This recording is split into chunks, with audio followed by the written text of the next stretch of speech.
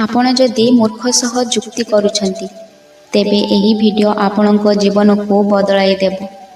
କେବେ କେବେ ଆମେ ଠିକ୍ ଥାଉ, କଥା ସତ୍ୟ ଥାଏ, କିନ୍ତୁ ତଥାପି ଶେଷରେ ମନ ଭାଙ୍ଗିଯାଏ, ଶକ୍ତି ହଜିଯାଏ।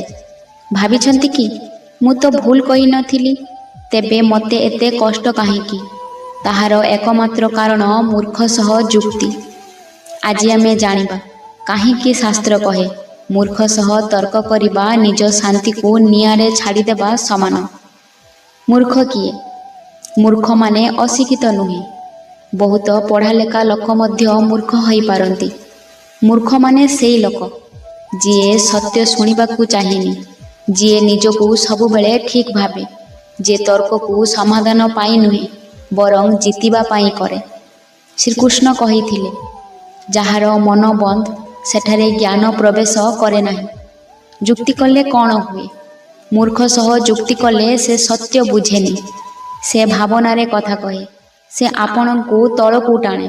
ଆପଣ ଶାନ୍ତିରେ କଥା କହିବେ, ସେ ରାଗରେ ଉତ୍ତର ଦେବ। ଆପଣ ସମାଧାନ ଚାହିଁବେ, ସେ ଅପମାନ କରିବ ଏବଂ ଶେଷରେ ଆପଣଙ୍କର ମନ ଅଶାନ୍ତ ହେବ। ଆପଣଙ୍କର ଶକ୍ତି ଶେଷ, ଆପଣଙ୍କର ଦିନ ନଷ୍ଟ। ଉଦାହରଣ, ନଦୀ ଓ ପଥର। ନଦୀ କେବେ ପଥର ସହ ଯୁକ୍ତି କରେନି, ସେ ନିଜ ପଥ ଚାଲିଯାଏ। ପଥର ଯଦି କହେ ତୁ ଏଠାରୁ ଯିବୁନି, ନଦୀ ହସିକି ଚାଲିଯାଏ। ନଦୀ ବୁଝିଛି, ପଥର ସହ ଯୁକ୍ତି କଲେ ସମୟ ନଷ୍ଟ। ବୁଦ୍ଧିମାନ ଲୋକ ମଧ୍ୟ ନଦୀ ପରି ହୁଏ। ଚାଣକ୍ୟ କହିଛନ୍ତି, ମୂର୍ଖ ସହ ବିବାଦ କରିବା ଠାରୁ ନୀରବ ରହିବା ଉତ୍ତମ। କାହିଁକି?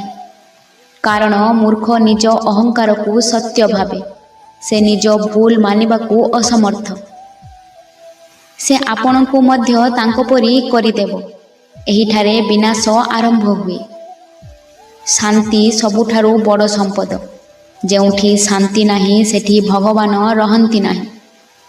ମୂର୍ଖ ସହ ଯୁକ୍ତି କଲେ ମନ ଅଶୁଦ୍ଧ ହୁଏ, ଭାବନା ନକାରାତ୍ମକ ହୁଏ, କର୍ମ ଭାରୀ ହୁଏ। ନୀରବତା ହେଉଛି ଆତ୍ମାର ରକ୍ଷା କବଚ। ସବୁ କଥାର ଉତ୍ତର ଦେବା ଦରକାର ନାହିଁ, ସବୁ ଯୁଦ୍ଧ ଜିତିବା ଦରକାର ନାହିଁ। କେବେ କେବେ ଚୁପ୍ ରହିବା ସର୍ବଶ୍ରେଷ୍ଠ ବୁଦ୍ଧି। ମନେ ରଖନ୍ତୁ, ଯେଉଁଠି ସମ୍ମାନ ନାହିଁ ସେଠି ବ୍ୟାଖ୍ୟାର ଆବଶ୍ୟକତା ନାହିଁ। ଆପଣ ମୂଲ୍ୟବାନ, ଆପଣଙ୍କର ଶାନ୍ତି ଅମୂଲ୍ୟ। ମୂର୍ଖ ସହ ଯୁକ୍ତି କରି ନିଜ ଆଲୋକକୁ ଧୂଆଁରେ ଢାଙ୍କନ୍ତୁନି।